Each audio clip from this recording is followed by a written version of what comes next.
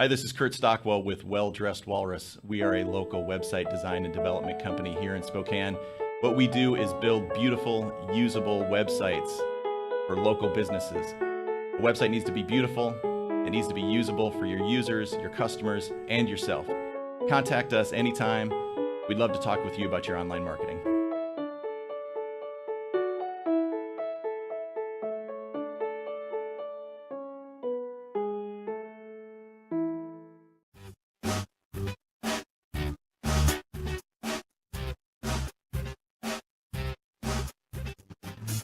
Welcome to Let's Talk Spokane, where host Ryan McNeese seeks out and discusses the latest on a variety of hot local topics. Now, here's your host, Ryan McNeese.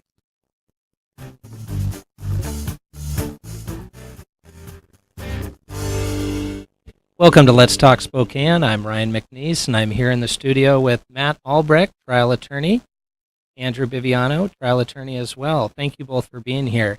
We're talking about an interesting topic today, much talked about this week with the peaceful protests in the NFL and how that interacts with race, Trump, politics. Thank you both for being here. Let's jump right in, and either one of you can start. But what's your take on this? There's a lot of symbolic questions, political questions. What are your thoughts, Andrew? You know what's missing from all of this discussion is, I think, the most important first step, which is intent. Before you can determine whether someone is being disrespectful, you have to figure out what their intent is. I think as lawyers, we know that all the time. It's an element in the law. Good examples with the flag. If we were to walk by someone burning the flag, we would probably immediately presume that person was doing it disrespectfully and protest hating America. But that person could also have been properly disposing of the flag based on the regular guidelines of how you dispose of an old tattered flag. You have to ask the person to figure out what they're meaning by that. Same thing if someone's not standing for the national anthem. Is it because they don't want to, because they can't from a physical disability, or is it maybe perhaps a devout religious belief that they can't stand for a flag because it's an idolatry issue? And we, of course, respect people's religious beliefs in this country. It might have nothing to do with what they feel about America. It might be something else. Is that intent important on both sides in terms of how that's interpreted? Absolutely. And I think what people have missed is they haven't actually listened to what Colin Kaepernick and others have said over and over again about why they're taking a knee in these protests. And just as a background, I'll let you know, I've read these articles and interviews. He initially was sitting down. He didn't want to have any part in the protest. And people pointed out that was disrespectful. He thought about it. And he said, you're right. I'm going to do something different. I'm going to take a knee. Because in football, taking a knee has a very specific meaning. When someone gets seriously injured on the field and wheeling out the cart, everyone on both sides takes a knee. Total respect for the guy who's injured, even if he's the adversary who's trying to bash their brains in the rest of the game. The ironies of football. They take a knee to show that they respect that guy. That's more important than the game, and also to show their concern for his injury. And he says, we are showing that we respect the flag, we respect the country, but we have great concern about the injury that is currently inflicted upon the country, which is that people of color are dying in droves, unnecessarily and without consequences for how they're dying. And we're not paying enough attention to that. This is a crisis that is being ignored. And so recognizing the injury, we're taking a knee while still listening to the national anthem, not putting our backs or spitting or burning the flag. No one's being prevented from doing their own show of respect. But for us, we're going to do both, respect the flag and show concern. And I don't see how someone sees that and thinks it's disrespectful. What do you think, Matt? Well, I think that it comes down to the same problem we have a lot of times with communication. So a lot of us start off thinking that what we're communicating is objective, and therefore I looked it up in the dictionary, this is what it means. And since I spoke it this way, this is what it means. For example, the way that Andrew's describing this is that, well, Copernic, some of these other guys, this is what they intend, therefore this is what they mean, that's the speech.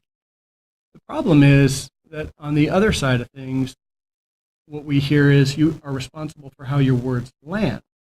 For example, when we talk about President Trump, what he said wasn't directly racist, but it's oftentimes attributed to him in a way that says, wait, it's unfair. The way you're treating people with your language is making them feel like... Might have landed that way. Yeah, that this is actually what must have been intended. And he would say back, I assume, I'm not a Trump supporter, but I assume he would say back, well, that's not what I think. That's not what was meant. So we have this problem on communication between how do you define what's being said? Is it what the speaker meant to say, or is it what's landing? And I think one of the biggest problems we have with free speech right now is what most people refer to as the heckler's veto. It means one person in the audience says, I'm going to tell you what that means, and whatever it means is something that's insulting to me. And therefore, you're offensive, and you're insulting me, and you can't speak anymore. This is a very strange circumstance to me because it's a little bit ironic. We've got everything kind of all mixed up here. Yeah, Matt, I think that's a great point. I think backwards. this concept from Kaepernick onto this last weekend with the Seahawks, et cetera, and the teams that chose to stay in the locker room during the national anthem, this issue has transitioned.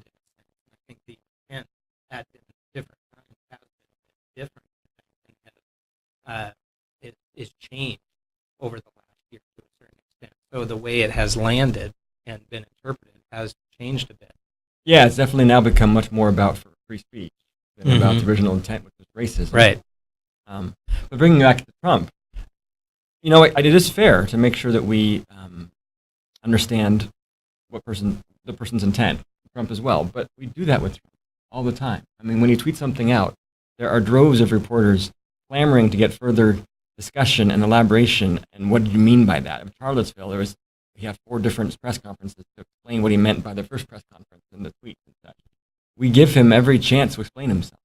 The difference in the NFL is that we've given them the chance, but no one listened. I mean, people still don't know what the original intent was because they don't care. They don't. Well, that's not the only reason. I mean, we also have the same problem when you ask, well, what was the legislature? What were they intending by a certain law? Right. You assume there's a monolith. What did the founders mean by this amendment to the Constitution? Well, the founders, that's not one person. There's a lot of them, and they Right. disagreed about a lot And of they all things. might have had different interpretations. So about what they today, meant. you might have people kneeling for the protest last Sunday who did it because they were angry at what Trump said.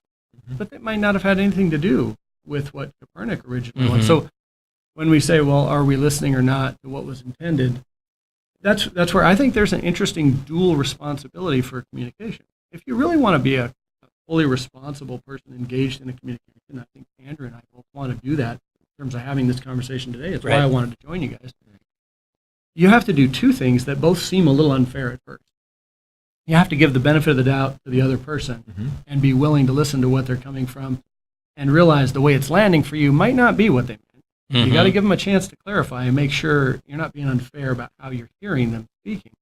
But the second part is when you're listening to something and it upsets you, you also have to take a second then and realize, wait a second. I'm sorry, I said both of them, but the second one would be when you're speaking. You have some responsibility to realize, okay, the way I'm saying this, I don't mean it like that. But if it's landing wrong for a bunch of people and they're thinking what I'm saying is demeaning or belittling, even though it makes no sense to me why that's the case, well, I still have some responsibility. Well, I think shouldn't go out of my way that's to do that. a good point and a bit of a segue to the patriotism concept, that how it is intended by these athletes. The ironies abound here because I don't think there's anybody legally speaking, constitutionally speaking, that would disagree with the fact that our veterans have fought for the right to have free speech.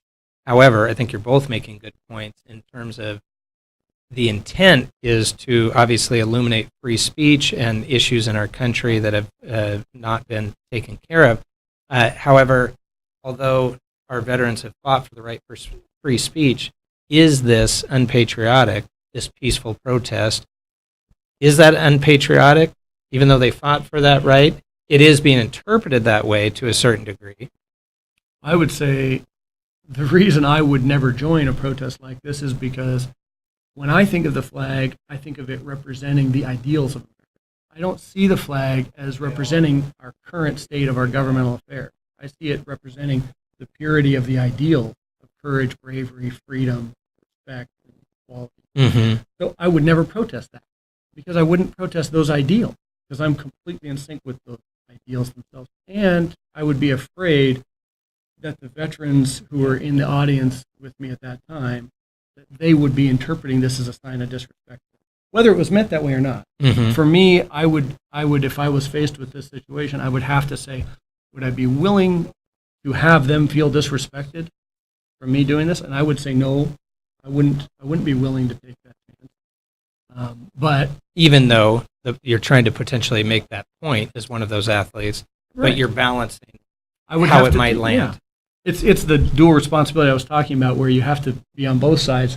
Would I participate in speech that I think is going to hit a bunch of veterans like this and make them feel like I have no respect for what Mhm. they've done for our country? I wouldn't. That wouldn't be how I would do it. I'd find a Yeah. different way. Andrew, what do you think about that in terms of venue, if you will? Sure. You'll hear the phrases out there that protest isn't, it can be messy in Right. terms of maybe Right. what Matt's saying. What do you think about that in terms of if you're balancing what you're trying to say, maybe what a Kaepernick or otherwise is trying to say versus how it might land, and deciding to move forward with that protest? I think protest is very patriotic, perhaps the most patriotic thing you can do. And I agree with Matt. And the first thing he said, I beautifully stated that to me, the flag represents the ideals of our country. Now, the current state of it doesn't represent just our military branch, it represents all of us. And the military isn't a monolith either. Mhm. Some veterans are offended by this, but I've heard of a lot of veterans who are thrilled by this.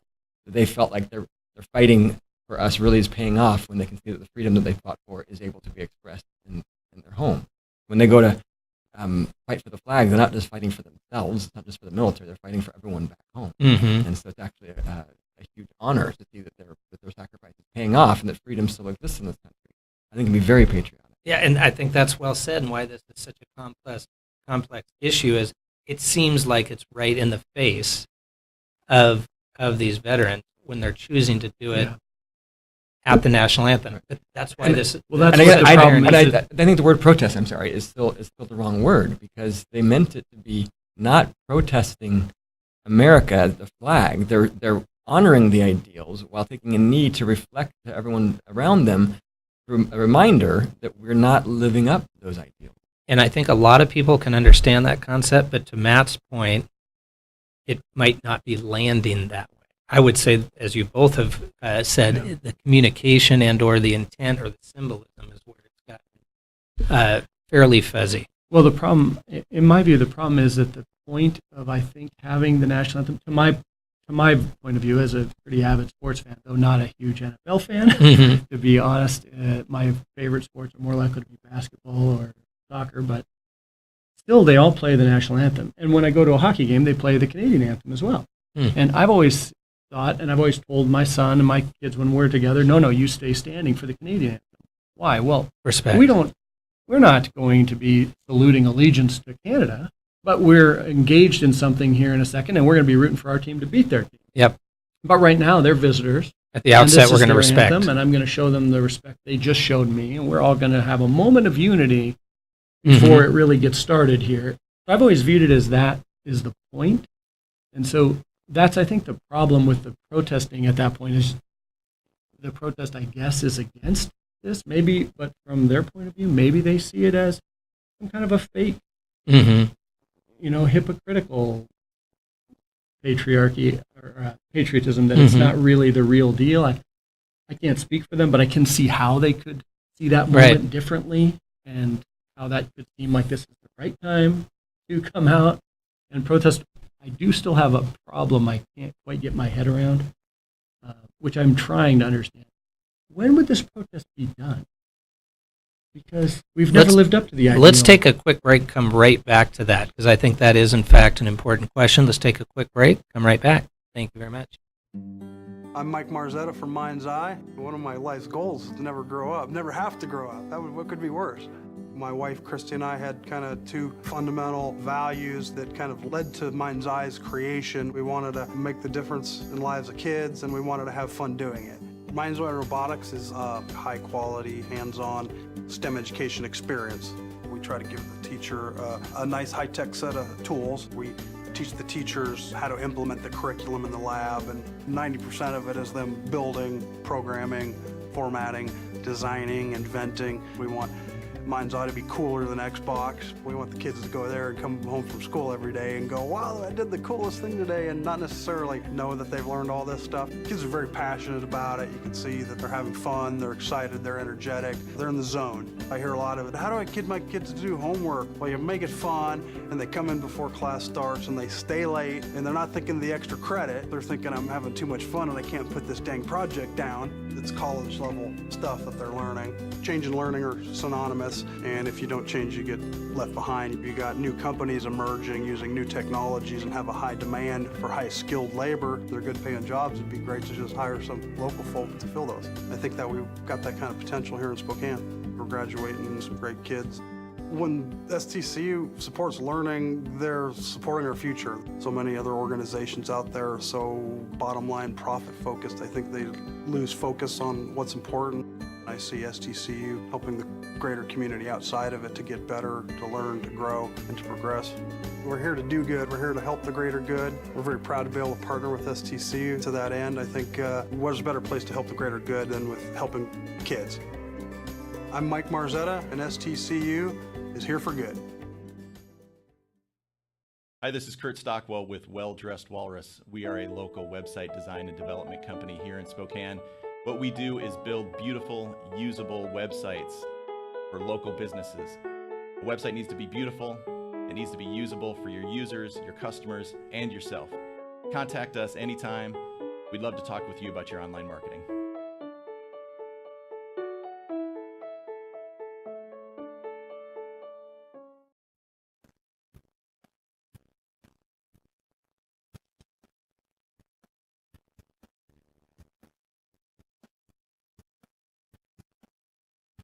Welcome to Let's Talk Spokane. I'm Ryan McNeese, and we're here in the studio with Matt Albrecht and Andrew Biviano, both respected attorneys here in Spokane. And we're talking about the issue of peaceful demonstration, peaceful protest in the NFL. Thank you both. We've been having a good dialogue. Matt, let's go back to what you were mentioning right before we went to the break. I think what I was asking, the question that I haven't quite got my head around yet, as far as the protest and the purposes, I'm trying to appreciate that. Well, as the way I've heard it explained, a diamond can be looked at from different angles, and it looks one color from one side, and maybe some different angle shows a different side of it. It's a good example. The flag could look like that to different people. I understand. I can see how I was raised learning about what the colors of the flag meant from my grandfather, who was a World War II vet who was shot down behind enemy lines and survived. And I learned it at the VFW when he took me there for a flag burning and told me what the colors meant. So that's my perspective. This is something near and dear, and it means something deeply important. I can understand how someone from a different background would see it from a different point of view, and they would not see it as they would see it as maybe something that's wrongly celebrated in a fake patriotic kind of way. I can see how that could be a cynical view of it, and that maybe that's the way you grow up if you don't see things the same way I did. But the part I can't quite figure out is, with this protest, when is it over? What's the end game? Yeah, I mean, is it Change. Do we just always protest the flag and the national anthem? What do you think on that, Andrew? I'm sad. I gotta admit, I think it's profoundly troubling when the more attention is paid to the offense taken by the majority than is paid to the actual death that are being talked about the protest. I think the protest can stop once the caring starts. Everyone would gladly stand up if they could just get people to care about the fact that people are dying in droves in this country without being noticed or cared about. We had a big freak out in the media last year in the country when the stats showed that life expectancy for middle-aged white people was dropping to one of its lowest rates. Not noticing that it was still higher than the average life expectancy for African Americans had been for decades. But there was an outcry with that. And the only outcry when the white people were a little bit worse off, but for black people, it's the norm. We're talking about a 12-year-old boy getting shot in the park playing with a gun. Motorists who are unarmed or legally armed getting shot, and there's no consequences for anybody. And then when they bring it up, there's all sorts of reasons why we can't talk about that issue right now. How do we systematically move that forward?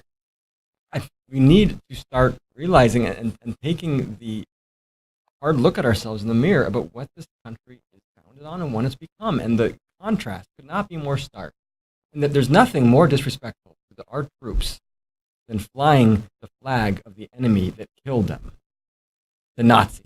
The KKK flag, which is the Confederate flag, that actually murdered and fought. We had to sacrifice hundreds of thousands of lives to stop these evil forces. And they come into America and are now proudly marching down the street supporting those forces. killing people in the process, mowing them down with their car. And our president says that some of them are very fine people, and makes equivalency between them and the people who are protesting against Nazis. They didn't call any of them a son of a bitch. Yeah, that was an Didn't interesting condemn any of concept. them on Twitter. Didn't ask anyone to boycott anybody from them. He's still defending his actions and saying, I said they were bad, but not all of them are bad. But yet, Then chooses to go after chooses to NFL go athletes. after peaceful, upstanding citizens. Some of them who have served in the military. Some of them who are pillars of the community who are taking a knee to say, "Please help us." They're the sons of bitches. That is what needs to happen in this country. We need to realize that that's a dramatic thing, and the hurt that's caused to the people of color that see that is immeasurably greater than the offense taken by someone watching a football game saying that people stand it. What do you think, Matt? I don't know who was saying it was a good idea to have racism, who would say it was a good idea to have the KKK be celebrated. So I'll say whatever Trump didn't say, and what I know Andrew wants to do it, is if you remember the KKK, you're son of a bitch. Yeah, there That's you what go. I have to say. Yeah. Thank you. And it's very easy to say. We can all agree on Right. that. I don't know why Trump But the can't. thing is, I think that we can. I think that the members on these football teams would agree too, and I think the veterans who are standing in the stadium would agree with this concept. And the problem with this particular discussion and what's happening is that it is kind of conflating these two problems, and I think it is coming from a lack of communication where I'd agree people with aren't that. appreciating how what they're doing both directions is being received. I'm thinking of the Pittsburgh Steelers player, and I'm picturing myself being an Army Ranger and thinking of all my friends and colleagues still there, and now I'm in a position where I'm either going to be lumped in with racists or lumped in Yeah, with you're in a tough spot. disrespecting the flag and not doing what I'm taught to do as a member of the military to show respect to the flag. I'm not a big fan of trying to put somebody in that position. That's where I think this might be a little misguided. There could be a better way. And I feel kind of bad for somebody who's put in that spot. I'd be curious to know, and I have not read the articles on how he has been treated within his own He team. actually has apologized to his teammates because he left them all on alert, looking like jerks. And his coach was a little bit critical Right, of him. he apologized because he So- actually meant to stay in. He thought everyone was going out, and then he realized that they were going to stay in, and then he was kind of caught already on camera, so he stayed there, but he was actually very apologetic. But So here he's I think that's such a perfect metaphor. Look, he's literally right. caught between. He's literally stuck going, Right. I want to support my friends. I don't want them to think I'm Because they're his racist." squadron now. Right, but versus, I have this greater loyalty, and I'm trapped. I just thought, as I read the story and I heard about his apology and the coach being upset with him being trapped, I thought it's actually a perfect metaphor for the situation that has been created here. Maybe that's what was intended. Maybe that's good. Maybe it maybe brings that's to the light outcome. the tension that we need to feel. But your question, which is what's the appropriate way of doing that is a really important question. Yeah, systematically, how do we And- move the chains forward? So So to that's where it speak? really comes. Beyond protest to actual Yeah. action. Yeah. Protest is to accomplish action.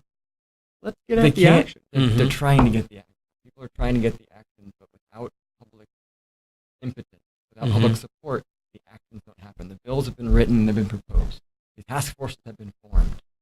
It's just not changing because people don't change unless there's a groundswell of support. Yeah. And when you ask how else should they protest, the answer Yeah. always comes down: you can't do it in the streets. You can't block traffic. You can't criticize the police. You can't do anything that inconveniences anybody else. Yeah. And that's the whole point. To make That a is reaction. the entire point. Well, and that is When what I Tea Party asked at the marches beginning. on Washington. When anyone says anything, it's to get some attention to Mhm. what's going on. And we're talking about lives here. Mhm. I'm pro-life.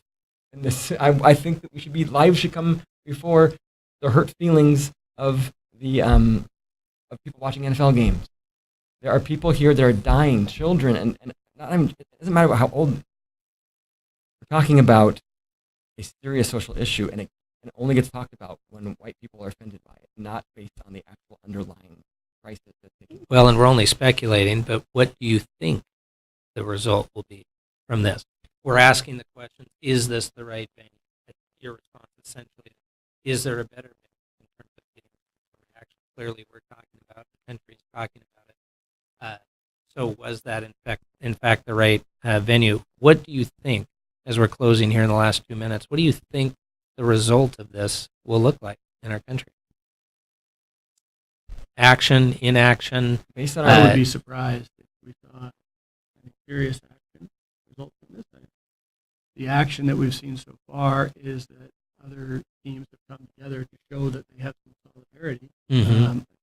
and that the way we tend to do this today is we have this virtue signaling that happens where you have to confirm that you're a member of the right club. Mm.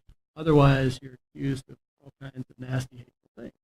So the tide has shifted, and everyone's taking a knee. If everyone's taking a knee, is it a protest or is it a picnic?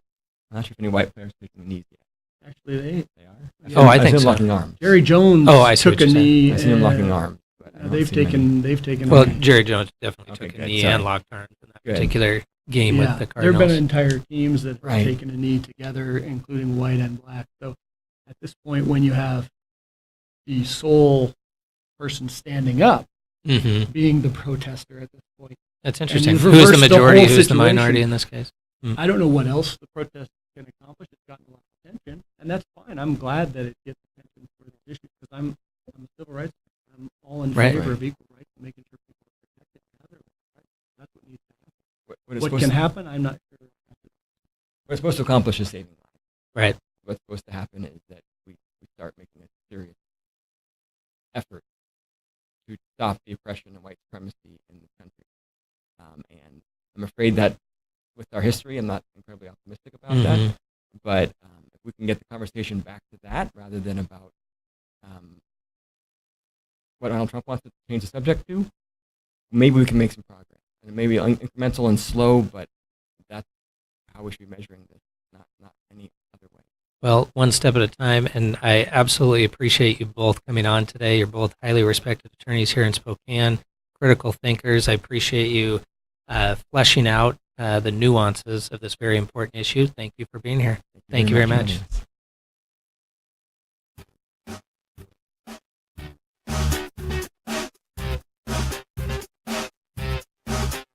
Let's Talk Spokane is produced in Spokane, Washington by SpokaneTalksOnline.com, which is solely responsible for its content. Ask us a question, recommend a guest, and hear this program again online anytime at SpokaneTalksOnline.com. Thanks for listening.